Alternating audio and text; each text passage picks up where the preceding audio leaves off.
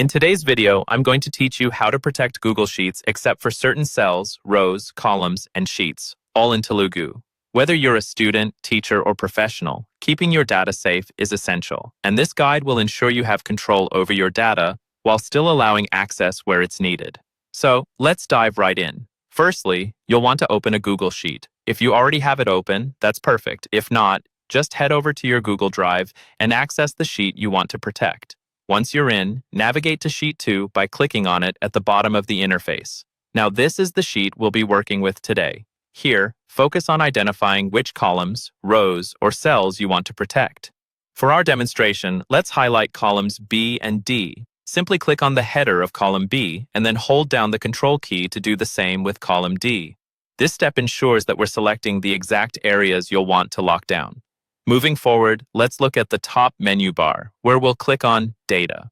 This opens up a list of options that manage how your data behaves and is accessed in the sheet. From this list, find and select Protect Sheets and Ranges. This is the gateway to setting boundaries around your data. A side panel will appear on the right showing the Protected Sheets and Ranges options. In this panel, click on Set Permissions.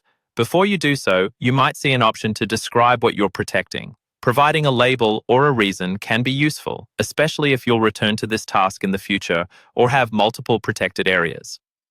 Now, about setting permissions. After clicking Set Permissions, a dialog box will pop up, allowing you to restrict who can edit these columns. You can select only you to maintain full control or specify certain individuals if you're working collaboratively.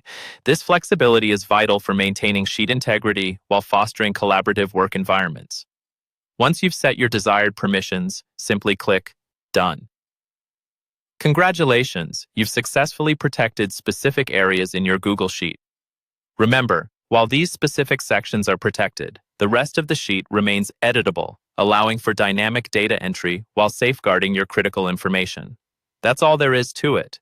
Mastering these steps empowers you with greater control over your Google Sheets, enhancing data integrity and security.